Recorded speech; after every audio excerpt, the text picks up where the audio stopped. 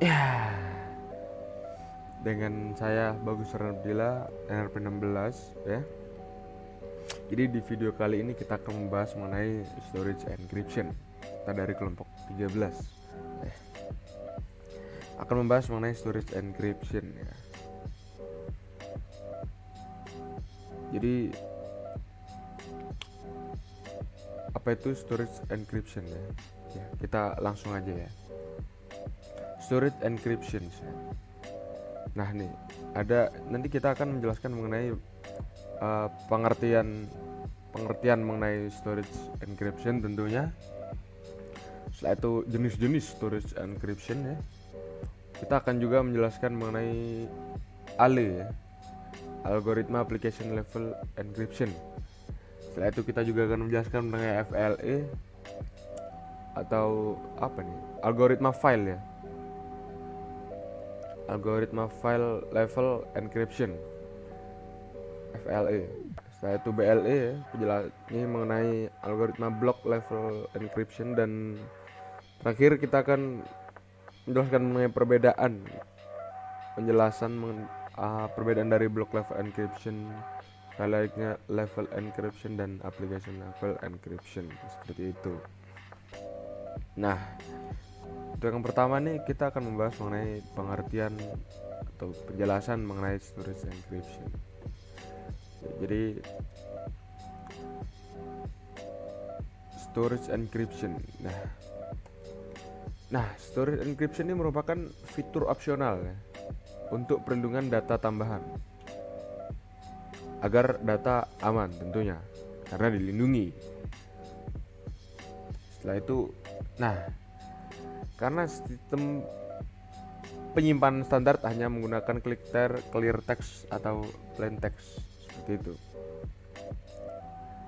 Dan unauthorized access mengincar sensitive data.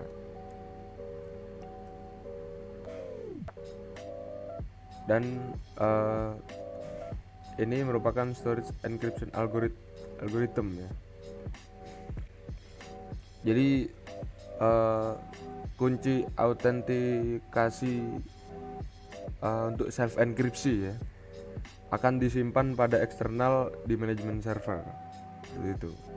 Jadi seperti ini algoritmanya.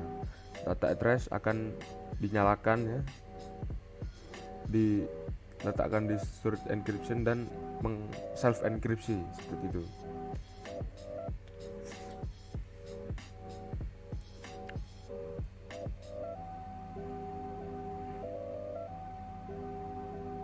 Nah, setelah itu kita masuk ke jenis-jenis dari storage encryption.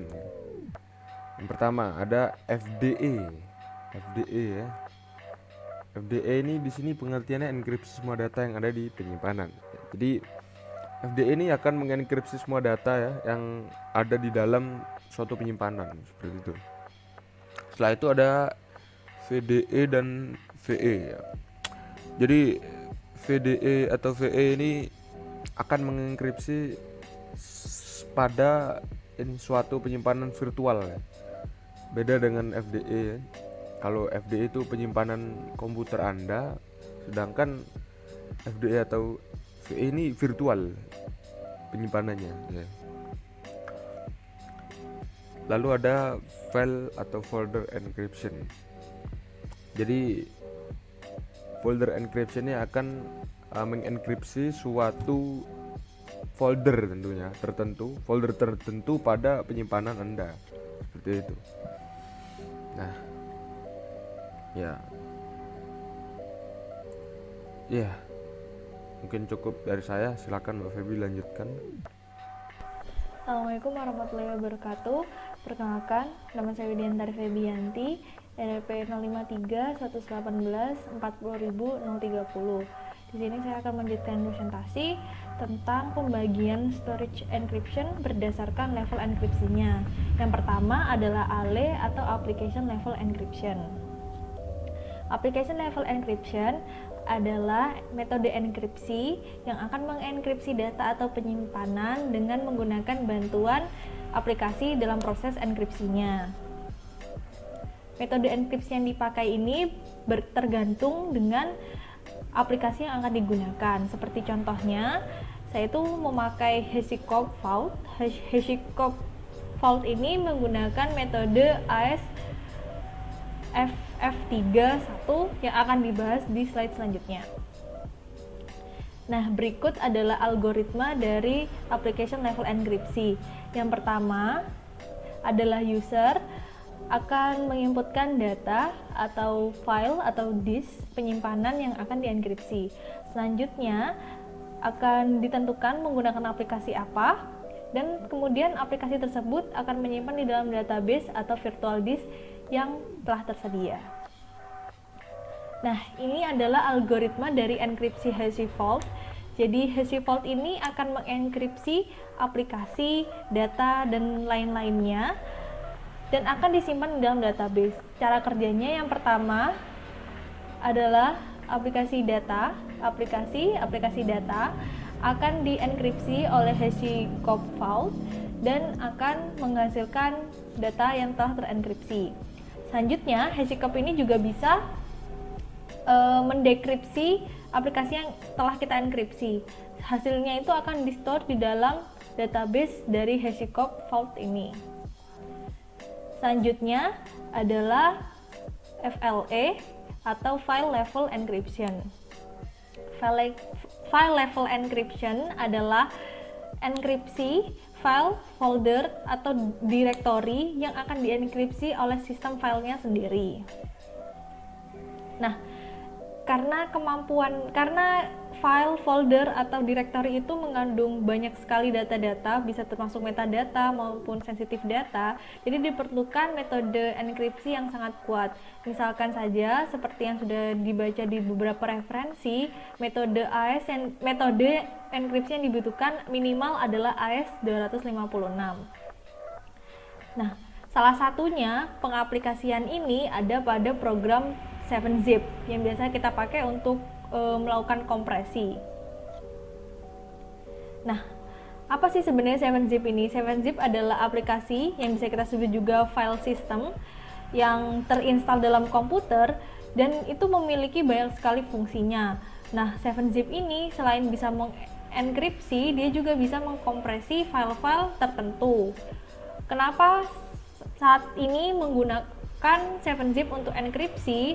Karena dia memiliki benefit, yaitu pertama menggunakan metode AES 256. Setelah itu, key yang telah didapatkan akan dihash kembali menggunakan metode hashing SHA 256 sebanyak 2 kali, sehingga akan terkunci sempurna dan akan tersimpan dalam manajemen server. Nah, berikut ini adalah algoritma FLE yang menggunakan 7-Zip. Yang pertama adalah user akan memilih folder atau file yang akan dienkripsi. Kemudian menggunakan 7-Zip akan melakukan enkripsi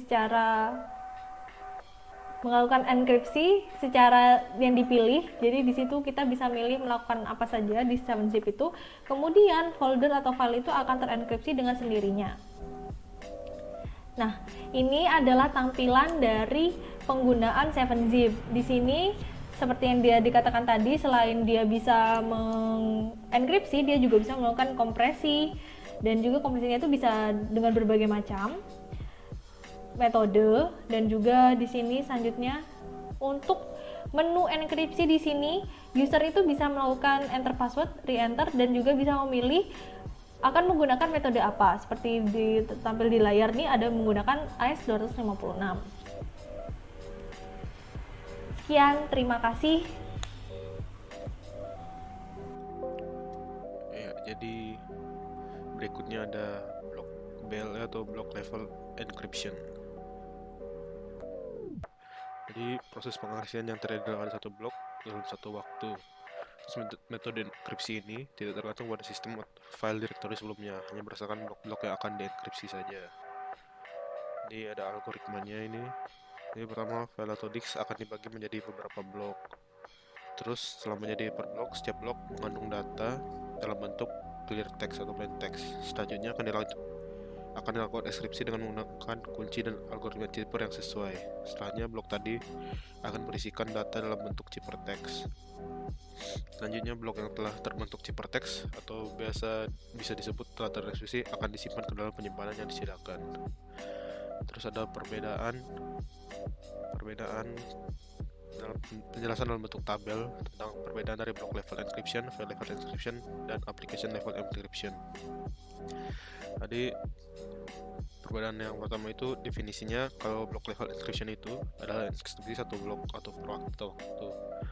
Kalau file level encryption itu enkripsi file directory oleh file sistemnya sendiri. Kalau application level encryption, enkripsi dengan menggunakan bantuan suatu aplikasi.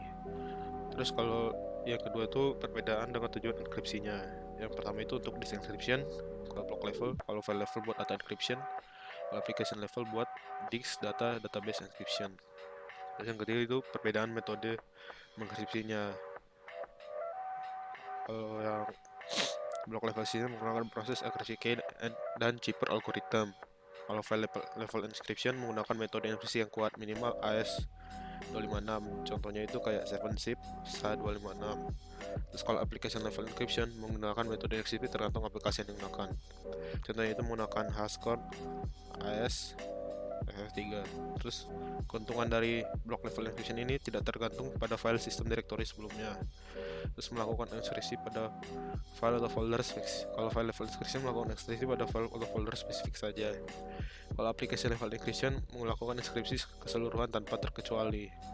Terus kalau kekurangannya itu, block level encryption memakan proses waktu yang lumayan lama karena melakukan enkripsi per blok. Kalau file level encryption itu karena terbagi-bagi, keamanan pada key yang berbeda juga rawan. Terus hasil akhir, kalau application level encryption, hasil akhir akan disimpan pada database atau virtual disk, database maupun virtual rawan akan injeksi. Nah, jadi sekian dari saya kembalikan kepada Farhan. Nah, gimana? Pasti udah pada paham kan ya? Karena memang state encryption ini gampang sebenarnya. Ya, jadi cukup sekian dari kelompok kami ya. Terima kasih. Mohon maaf bila ada salah kata. Assalamualaikum warahmatullahi wabarakatuh. Tetap jaga kesehatan ya. Corona, bahaya corona.